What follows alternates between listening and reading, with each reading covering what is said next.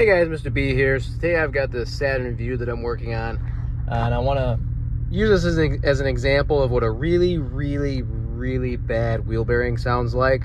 I'm going to try and pinpoint where it's coming from. It's most likely coming from the front, and I'm going to just take this on a test drive and show you guys what it sounds like.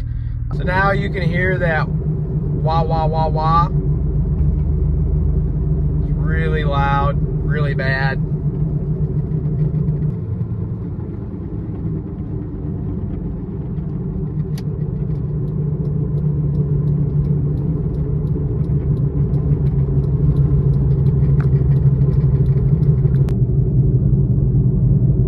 And here it is again at about 25 miles an hour. All right, so now I've got the vehicle lifted up into the air, supported by jack stands, of course. What I like to do is shake the wheels down. If you feel play or movement in the wheel side to side, that is a telltale sign of a bad tie rod, whether it's an inner and outer tie rod. If you feel it only up and down, that's a telltale sign of a bad ball joint. Maybe a bad control arm. If you feel it all the way around in the wheel, then that's a telltale sign of a bad wheel bearing, which is what I'm after today. Definitely feel it in this position here, which is a telltale sign of a bad wheel bearing. So this wheel bearing for sure is going to need to be replaced. The other thing I like to check too is the tires. You'll notice these tires are definitely dry rotted. Sometimes if the tires are starting to separate, that can also cause a what sounds like a wheel bearing noise. From what I can tell, this tire does not look like it's separated. I don't see too much choppy or wavy patterns. If you do see that, it's caused by worn shocks, or the tire is actually separating from itself in some cases, which so far I don't see that on this tire. What I'm going to do is I'm going to go ahead and start the vehicle. I'm going to get it in drive, and I'm going to go ahead and let the tires spin, and I'm going to listen to it and see which one's making most of the noise here. If you have an all-wheel drive vehicle, you have to jack up all four wheels to do this. Otherwise, the vehicle will just drive right off the jack stands. All right, so I got the vehicle in drive, about 10 miles an hour right now. I had to rev it up to get it to this point, but as you can see, that wheel's spinning. The other one might not be spinning. Yeah, see, that one's not spinning. I'm gonna go ahead and take a listen to this one first. All right, so what I like to do is get my pry bar or a nice long screwdriver and stick it up close to where that wheel bearing mounts on the back. And then I just put my ear on the end of it and I listen. And if it sounds like a wah, wah, wah, wah, real harsh growling noise, like, like marbles rubbing together, or a bunch of rocks getting tumbled inside of there, chances are that wheel bearing's gone bad. You will hear normally a light hum, because of course it is moving parts inside of there, but if it just doesn't sound right, it sounds like a whole bunch of growling, then that's how you know that the wheel bearing's gone bad and making noise. All right, so I definitely do hear growling on this side, so this wheel bearing I think is bad and needs to be replaced. I don't think it's as bad as the other side though. I'm gonna hit the brakes, make sure we're at 0 miles an hour. Otherwise, if you slam it in park, it'll start grinding down the parking pole. I'm gonna put it in park. And now I need to put something under that wheel to hold it in place so that the other side will start to spin, because this vehicle has an open differential. All right, so I got these blocks and this wood shoved up under the wheel right now. The weight of the vehicle is not on this right now. It's still on the jack stand, but this is just enough to hold that wheel in place to make the other side spin. And now you can really hear it. Now that wheel over there is the only one spinning, I'm gonna rev it up.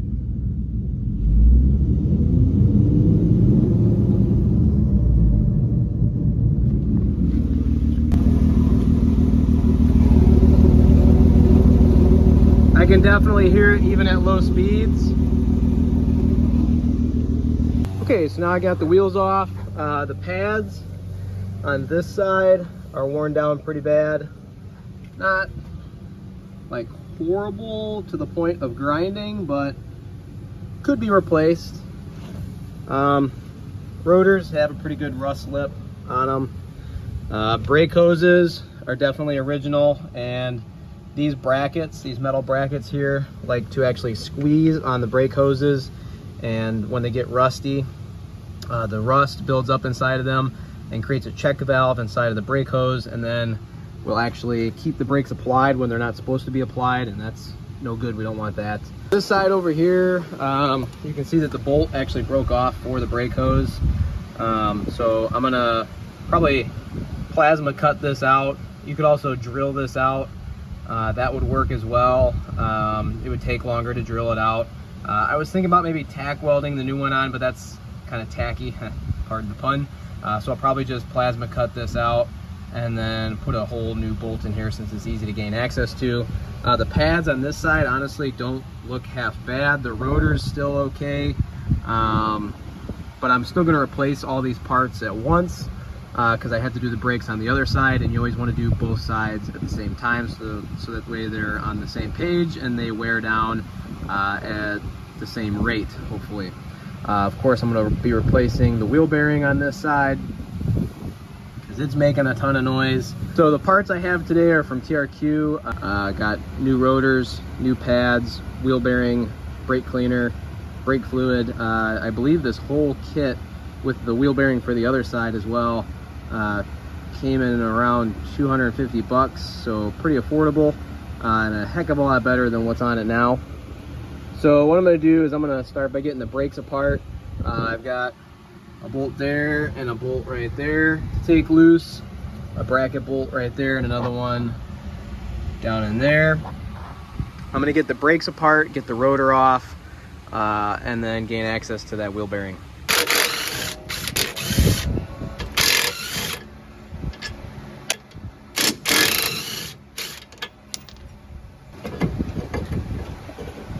Now, if this brake rotor didn't want to come off, I'd be hitting it with a hammer right now, but I got lucky and it just came right off.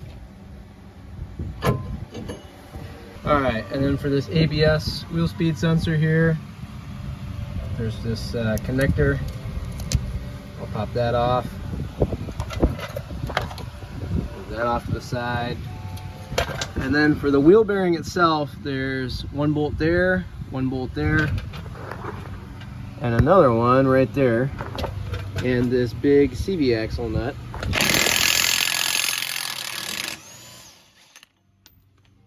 Okay, so now for the CV axle, I don't want to mess up the threads on this, so I'm going to start by hitting it with this dead blow. You can use a lead hammer.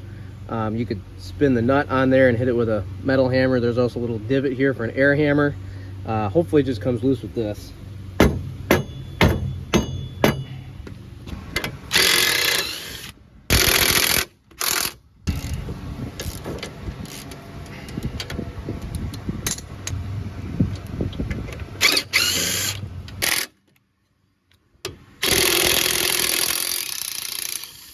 All right, so I got really lucky with this one. The wheel bearing literally just popped right off.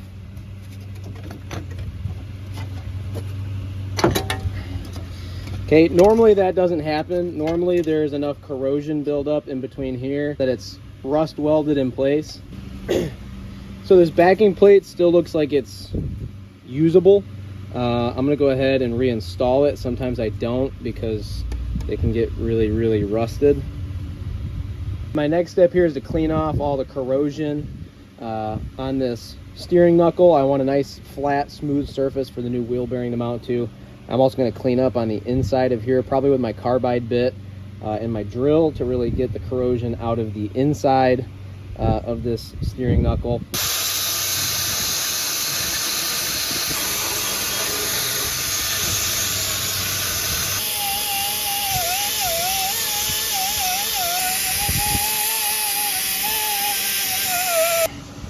All right, and then we'll put some anti-seize on the surface of the hub and on the inside where the bearing goes to prevent future corrosion.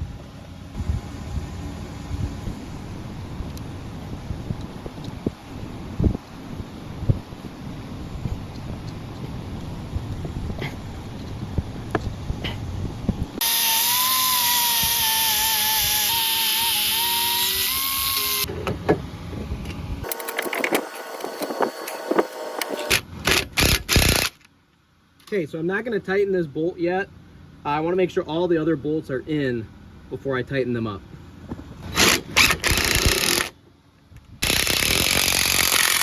Alright, so now what I'm going to do is I'm going to go around and tighten all of them up with my nice long 3/8 drive ratchet here. I'm really going to throw some body weight into these. You really want to make sure these are nice and tight. You could torque them if you want to, but I'm going to throw a whole bunch of weight into these because I don't want these coming loose going down the road.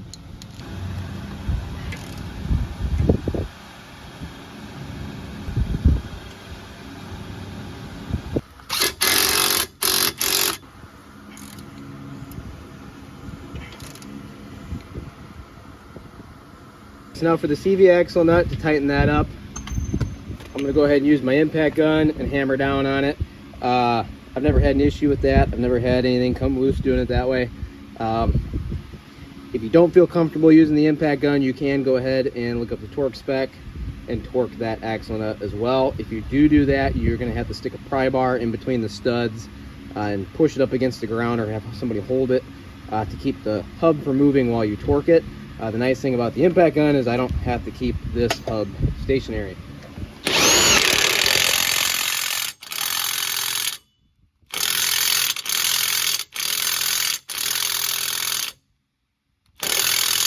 Alright, so now it's time to go ahead and put the brake rotors on. These are actually drilled and slotted, fancy. Take note of what it says if you buy this kit, because they are meant for certain sides. What I'm going to do is I'm going to take the brake cleaner and I'm going to spray off any residual oil that are on these from the factory.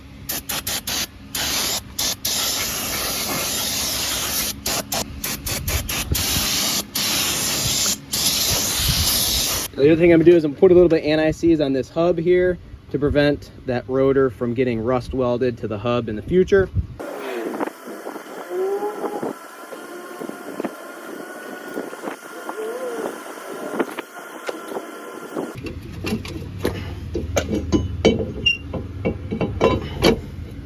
Well, unfortunately, I messed up. I put this on backwards. I didn't realize that it could go on backwards, but it can go on backwards. So I literally have to take this all back apart, flip this around, and try it all over again.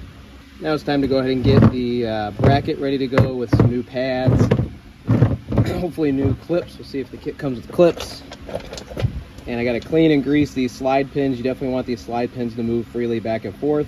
Otherwise, it'll cause irregular and uneven brake pad wear.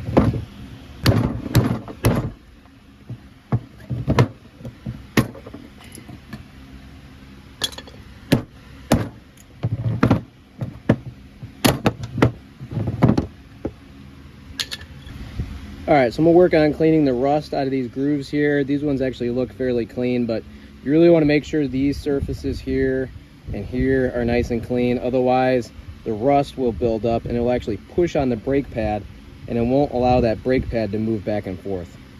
And of course, that would also cause irregular and uneven brake pad wear. So there's still some rust in between here that I can't quite get with my angle grinder that I should be able to get with my file.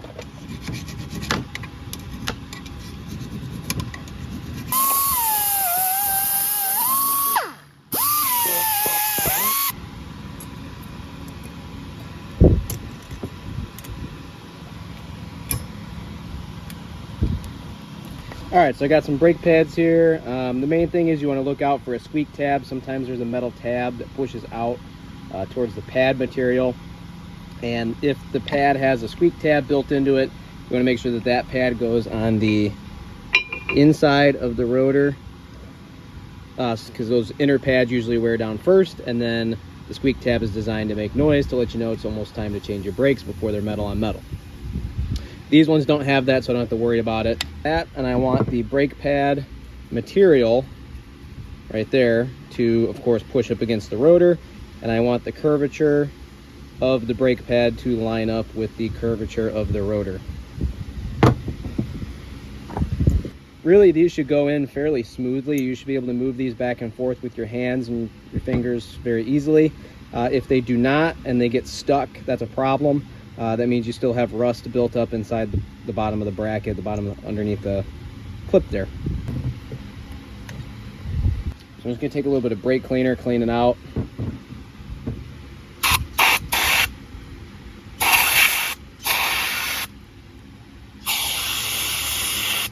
An eye out for these rubber grommets. Sometimes they swell and they don't allow the pin to slide back and forth freely.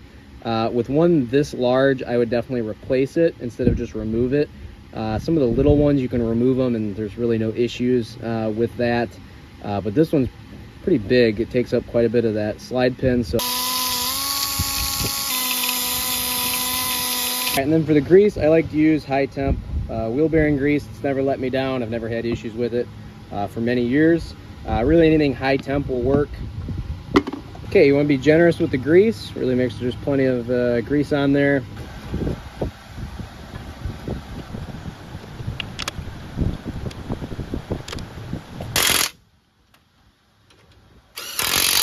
And for these bracket bolts, you really want to throw some weight into them. You don't want those going loose down the road. I'm going to throw some weight into this long 3/8 drive ratchet here.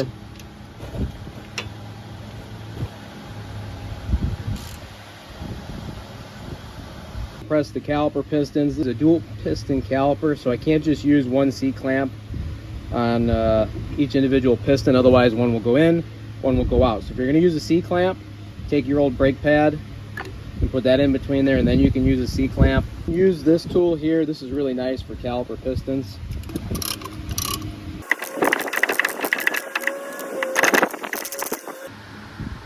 For these two bolts here, I don't really want to throw too much body weight into them. I don't want them to snap off or break, but I want to tighten these up just until they're snug to where they want to stop.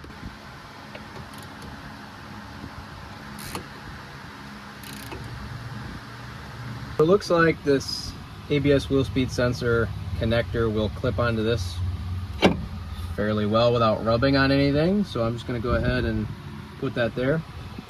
This wheel bearing is giving me some trouble, so I figured I'd show you guys that tool that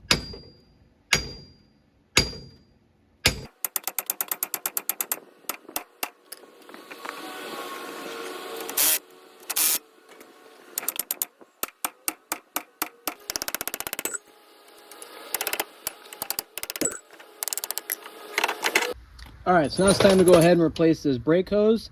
That bolt there is a 10 millimeter. Need to make sure that that's nice and clean. So that looks a lot better. The main thing here is you want to make sure that there's a nice clean sealing surface for those copper crush washers. Otherwise, if there's dirt or debris or rust inside of there in between the connection, it'll just leak. So this line wrench really helps to prevent from stripping out the flare nut up on top of there.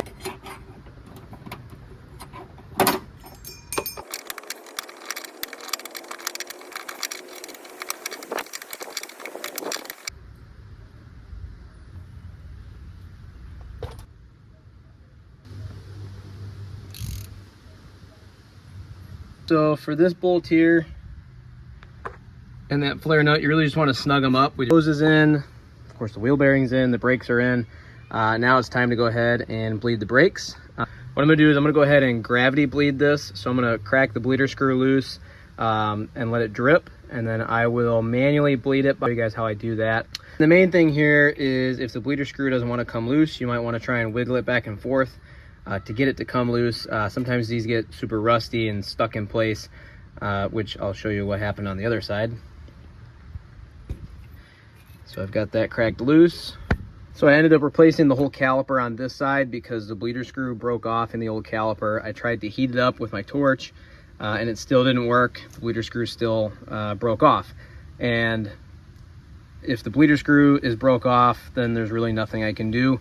I can't bleed the air out of the system without it. So I had to replace, of course, the whole caliper on this side. All right, so brake fluid level is full. I'm gonna keep an eye on this. I'm gonna let this gravity bleed, this whole system gravity bleed for probably like 20-30 minutes while I'm working on something else. So I'm just gonna keep coming back and checking the fluid level. Eventually, with these bleeder screws cracked open like they are right now, they're loosened up and they're open. Eventually the air bubbles will flow through, and then I'll start to see some drips of fluid, hopefully within the next 20 to 30 minutes. All right, so now it's starting to drip and get some of that fluid out of there. and air bubbles. Now it's time to go ahead and finish bleeding the brakes. I do now have somebody to help me with this, so that is handy. You could technically do this by yourself if you had something to hold the brake pedal in place, but what's going to happen here is I'm going to go ahead and I'm going to loosen the bleeder screw, and then when I loosen this bleeder screw, I'm going to tell the person that's helping me to push the brake pedal to the floor.